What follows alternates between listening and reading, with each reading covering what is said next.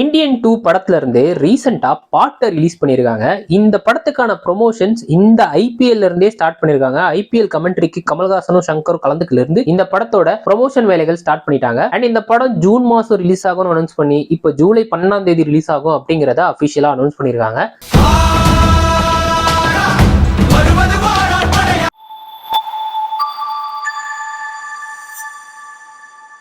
இந்த படத்தோட first part வந்து தமிழ்ல இந்தியன், தெலுங்குல பாரதியுடு, ஹிந்தியில ஹிந்துஸ்தானி அப்படின்னு 3 லாங்குவேஜ்ல ரிலீஸ் ஆச்சு. 1996 இந்த படம் கிட்டத்தட்ட ஒரு பேன் இண்டியா படம் ரேஞ்சுக்கு தான் ரிலீஸ் ஆச்சு. அண்ட் எல்லா ஏரியாலையும் இந்த படம் பயங்கரமான ஹிட். அந்த காலகட்டத்துல அதாவது 1996 இந்த படம் 50 கோடி கிட்ட வசூல் பண்ணிருக்கு. 50 கோடிங்கிறது தமிழ்நாடோட வசூலான்னு கேட்டீங்கன்னா கிடையாது. Tamil version, Telugu version, Hindi version, satellite rice எல்லாம் சேர்த்து 50 கோடி வந்திருக்கு. தமிழ் சினிமாவோட முதல் 50 கோடி, தென்னிந்திய சினிமாவோட முதல் 50 கோடி இந்தியன் திரைப்படம் தான்.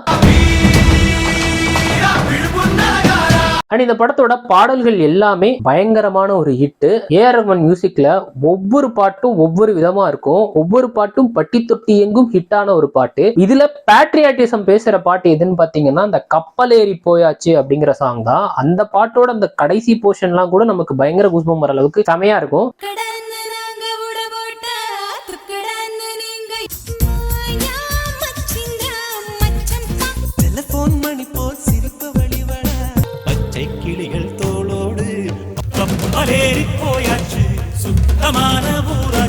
ஏஆர் ரஹ்மான் மியூசிக்ல பார்ட் 1 படத்துல வந்த எல்லா பாட்டுமே ஹிட். அந்த அளவுக்கு ஒரு பாட்டை அனிருத்தால கொடுத்துட முடியுமா அப்படின்னு எல்லாருக்கும் கேள்வி இருந்திருக்கும். அந்த எல்லா கேள்விக்கும் பதில் சொல்ற விதமா தான் இந்த பாட்டு அமைஞ்சிருக்கு. அனிருத்தால ஏஆர் ரஹ்மான் அளவுக்கு மியூசிக் போட்டுற முடியுமா அப்படிங்கிற கேள்வியை தாண்டி இந்தியன் 1 படத்துல ஏஆர் ரஹ்மான் கொடுத்த பாடல்களுக்கு இணையா ஒரு பாடலை கொடுக்க முடியுமா அப்படிங்கிற கேள்விதான் எல்லாருக்குள்ளேயும் இருந்திருக்கும். ஏன்னா அனிருத் மாசான பாடல்கள் கொடுத்துருவாரு, ஒரு குத்து பாட்டுனா கொடுத்துருவாரு, ஒரு கிளாசியான சாங்னா கொடுத்துருவாரு. ஆனா பேட்ரியாட்டிசம் பேசுற பாடல்லாம் கொடுப்பாரா அப்படிங்கிறது ஒரு பெரிய கொஸ்டின் மார்க்கா இருந்திருக்கும். அந்த கொஸ்டினுக்கு எல்லாம் பதில் சொல்ற விதமா தான் இந்த பாட்டு அமைஞ்சிருக்கு. இந்த பாட்டு அந்த அளவுக்கு பயங்கரமா இருக்கு. பாரா வருவது ஓராட்படையா அப்படிங்கிற வரிகள் வந்து செமையா இருக்கு. அதுக்கு ரீசன் பா விஜயோட வரிகள். ஏன்னா பா விஜய் வந்து அந்த அளவுக்கு சூப்பரா எழுதியிருக்காரு. ஏன்னா பார்ட் 1 படத்துல வந்து பேட்ரியாட்டிசம் பேசுற அந்த கப்பல் ஏறி போயாச்சு சாங் வந்து வாலி எழுதியிருப்பாரு. அண்ட் இங்க இந்த பாட்டை பா விஜய் எழுதியிருக்காரு. அவரோட சிசிய பிள்ளையான பா விஜய் எழுதியிருக்காரு. அதுவும் குறிப்பிடத்தக்க விஷயம். அண்ட் ஒரு நல்ல தமிழ் லிரிசிஸ்ட் அப்படிங்கிறதுனால இந்த பாடலோட வரிகள் எல்லாமே அவ்வளவு சூப்பரா இருக்கு. பாரா வருவது ஓராட்படையா, ஒரு ஆள் படையா வராரு அப்படிங்கிறதும், வீரா விழுப்புண் அலங்காரா, அதாவது போர்ல பட்ட விழுப்புண்களால அலங்கரிக்கப்பட்ட ஒரு ஆள் அப்படின்ற மாதிரி மென்ஷன் பண்ணி இப்படி எல்லா வரிகளையுமே ரொம்ப அற்புதமா எழுதியிருக்காரு. அதுலயும் நம்மளுக்கு கூஸ்பம் வர வரி எதுன்னு பாத்தீங்கன்னா, என் தாய் மண்மேல் ஆணை, இது தமிழ் மானத்தின் சேனை, அடவெள்ளை ரத்தம் கொண்டு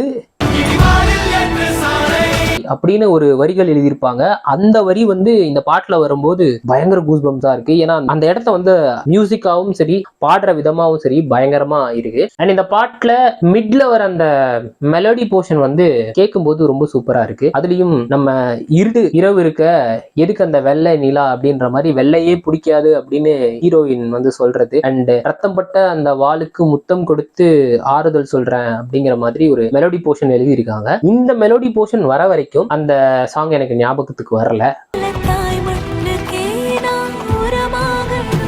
இந்த மெலோடி போர்ஷன் வந்த உடனே வேற ஒரு சாங் எனக்கு ஞாபகத்துக்கு வந்தது. அது என்னன்னா, தீரா தீரா மின்னல் வாழ்வீசும் கரிகாலா. அதுல வந்து ஒரு மெலோடி போர்ஷன் வரும், வார்த்தை நினைவிருக்கும் அப்படின்னு. அந்த போர்ஷன் வர வரைக்கும் இந்த பாட்டு என் நினைவிலே இல்ல. இது வந்ததுக்கு அப்புறம் நினைவிருந்த அந்த பாடல் திரும்பவும் எனக்கு நினைவுக்கு வந்தது இந்த பாட்டை கேட்கும் போது. அதுக்கு ரீசன் இந்த நடுவில் வந்த மெலடி போர்ஷன். அந்த மெலடி போர்ஷன் வந்ததுக்கு அப்புறம் அந்த பாட்டு எனக்கு ஞாபகத்துக்கு வந்தது. சரின்னு சொல்லிட்டு சும்மா போய் சர்ச் பண்ணேன், என்ன மாதிரியே யாராச்சும் இருக்காங்களா அப்படின்னு சொல்லிட்டு சும்மா அந்த பாட்டை சர்ச் பண்ணி கமெண்ட் செக்ஷன் பார்த்தா நிறைய பேர் வந்திருந்தாங்க. 2-3 பேர் வந்து கமெண்ட் பண்ணியிருந்தாங்க, இந்த பாட்டையும் அந்த பாட்டையும் ஒரு ரீமிக்ஸ் வெர்ஷன் போட்டு சீக்கிரம் போடுங்கப்பா, ஸ்டேட்டஸ் வைக்க நல்லா இருக்கும் அப்படின்லாம். ஸோ அந்த அளவுக்கு இந்த பாட்டு வந்து ரொம்ப சூப்பரா இருந்தது. அண்ட் இந்த லிரிக்ஸ் வீடியோ பொறுத்த வரைக்கும் விஷுவல்ஸ் பயங்கரமா இருக்கு. ஏன்னா 3Dல ரெடி பண்ணிருக்காங்க. நார்மலான சாங்னா படத்துல இருக்க பிக்சர்ஸ் வச்சு ஓட்டிருக்கலாம். பட் இது சங்கர் படம் இல்லையா, அதனால 3Dல வந்து இந்த சாங்கை ரெடி பண்ணிருக்காங்க. அது ரொம்ப ரொம்ப சூப்பரா இருக்கு. அண்ட் விஷுவலா இது பார்க்க நல்லா இருக்கு அப்படின்னாலும் ஒரு ஃப்ரேம்ல கூட கமல்ஹாசன் அவர்கள் அவர்களை காட்டவே இல்லையே அப்படிங்கிற ஒரு வருத்தமும் இருக்கு. அதுக்கு ரீசன் என்னன்னு பாத்தீங்கன்னா, இந்த படத்துல டிஏஜிங் டெக்னாலஜி யூஸ் பண்ணிருக்காங்க அப்படிங்கிற மாதிரி சொல்லியிருந்தாங்க இல்லையா, அது கண்டிப்பா இந்த போர்ஷன்ல தான் வரும் அப்படிங்கிறத இப்ப நம்ம கன்ஃபார்ம் பண்ணிக்கலாம். ஏன்னா கண்டிப்பா பழைய யங்கான கமல்ஹாசனை காட்டணும் அப்படின்னா மட்டும்தான் அந்த டிஏஜிங் டெக்னாலஜியை யூஸ் ஆகும். ஸோ 1947க்கும் முன்னாடி இந்த பாட்டோட விஷுவல்ஸ் பார்க்கும்போது ரொம்ப முன்னாடி, அதாவது சுதந்திர போராட்டம் தொடங்கின டைம்ல இல்ல அதோட மிட் போர்ஷன்ஸ் இருக்கிற டைம்ல வந்து இருக்கிற ஒரு பாட்டு மாதிரி தெரியுது. ஸோ இந்த படத்துக்கு நிறைய பேர் ஈகரா வெயிட் பண்ணுவாங்க. ஏன்னா இந்த படம் வந்து 1996லயே எல்லா மார்க்கெட்லயுமே வேற லெவல்ல ஹிட் அடிச்ச ஒரு படம். அண்ட் இப்ப பாத்தீங்கன்னாலும் இந்த படத்தோட நிறைய சீன்ஸ் வந்து உங்களுக்கு பயங்கர கூஸ்பம்ஸ் கொடுக்கும். ஸோ அப்படிப்பட்ட ஒரு பயங்கரமான வெறித்தனமான ஹிட் படத்துக்கு வர பார்ட் 2 அப்படிங்கிறதுனால இந்த படத்தின் மீது எதிர்பார்ப்பு அப்படிங்கிறது இப்போதைக்கு பெரிய ஹை லெவல்ல இருக்கும். அதுவும் இந்த பாட்டு வந்ததுக்கு அப்புறம் ஹை ஹை ஹை ஹை லெவல்ல இருக்கும்.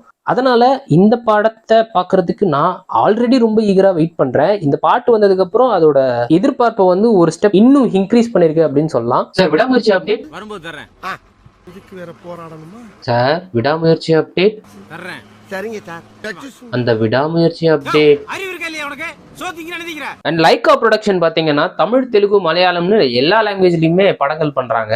எல்லா படங்கள்ல இருந்தும் போஸ்டர்ஸ் அப்டேட்ஸ் வந்துகிட்டு தான் இருக்கு. ஆனா நம்ம தமிழ்ல எடுக்கிற இந்த விடாமுயற்சி படத்துக்கான அப்டேட் மட்டும் வரவே மாட்டேங்குது. அதுக்கு கேட்ட காரணமா என்ன சொல்லப்படுது அப்படின்னு பாத்தீங்கன்னா, அந்த படத்துக்கான ஃபண்ட்ஸ் இல்ல. அதாவது லைகா வந்து தமிழ், தெலுங்குன்னு நிறைய பெரிய பெரிய ஹீரோஸோட படங்களை ப்ரொடக்ஷன் பண்றதுனால அதுல நிறைய காசு போடுறாங்க அப்படிங்கறதுனால ஃபண்ட் இல்ல. ஸோ அதனாலதான் விடாமுயற்சி ஷூட்டிங் வந்து கண்டினியூ ஆகல அப்படிங்கிற மாதிரி சொல்றாங்க. ஸோ அதனால டிலே ஆகி தான் இப்போ வந்து மைத்ரி மூவி மேக்கர்ஸ் எடுக்கிற அந்த படத்தோட, அதாவது குட் பேட் அக்லி படத்தோட ஷூட்டிங் வந்து ஸ்டார்ட் ஆகி அந்த படத்துல இருந்து அப்டேட் வர ஆரம்பிச்சிருச்சு. இங்க பாத்தீங்கன்னா இவங்க இப்ப எடுத்து வச்சிருக்கிற இந்தியனா இருக்கட்டும், வேட்டையனா இருக்கட்டும், இந்த படங்கள் எல்லாமே ரிலீஸ் ஆகி அதுல வர ஃபண்ட்ஸ்ல தான் இவங்க அடுத்தடுத்த படங்களை பண்ண முடியும். பட் இருந்தாலும் விடாமுயற்சியோட ஷூட்டிங் வந்து ஜூன்ல ஸ்டார்ட் பண்ண போறாங்க அப்படிங்கிற மாதிரி சொல்லிட்டு இருக்காங்க. பட் அது கன்ஃபார்மா ஸ்டார்ட் பண்ணுவாங்களான்னு தெரியல. ஆனா இப்ப குட் பேட் அக்லி படத்தோட ஷூட்டிங் வந்து பயங்கரமா போயிட்டு இருக்கு அப்படிங்கிற மாதிரி தான் படுது. அண்ட் இந்தியன் படம் ரிலீஸ் ஆகி அது ஒரு பெரிய ப்ராஃபிட்டை கொடுத்ததுன்னா அவங்க பண்ற அடுத்தடுத்த படங்கள் வந்து பயங்கரமா வேற வேற அப் ஸ்கேல்ல இருக்கும். அண்ட் வேட்டையன் படமும் அடுத்து ரிலீஸ் ஆகும், அதுவுமே பெரிய அளவுல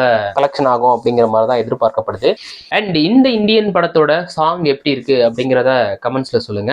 அண்ட் இந்த படத்துக்கு நீங்க எவ்வளவு ஈகரா வெயிட் பண்றீங்க அப்படிங்கறதே கமெண்ட்ஸ்ல சொல்லுங்க. நான் இவ்வளவு நேரம் பேசினதுல ஏதாவது முரண்பாடுகள், உங்களுக்கு ஏதாவது கருத்துக்கள் இருந்தா அதையும் கமெண்ட்ஸ்ல சொல்லுங்க. அண்ட் எந்த மாதிரி வீடியோஸ் நம்ம சேனல்ல போடலாம் அப்படிங்கிறதையுமே முடிஞ்சா கமெண்ட்ஸ்ல சொல்லுங்க. அண்ட் இந்த கண்டென்ட் உங்களுக்கு பிடிச்சிருந்தா, இது போன்ற கண்டென்ட் பார்க்கணும் அப்படின்னு நீங்க நினைச்சீங்கன்னா நம்ம சேனலை மறக்காம சப்ஸ்கிரைப் பண்ணி வச்சுக்கோங்க. அண்ட் பெல் ஐக்கானை கிளிக் பண்ண மறந்துடாதீங்க. அடுத்து நீங்க தான் நோட்டிபிகேஷன் வரும். அண்ட் இதே மாதிரி வேற ஒரு கண்டென்ட்லயோ அல்லது மூவி அப்டேட்லயோ நம்ம பார்க்கலாம். பாய்.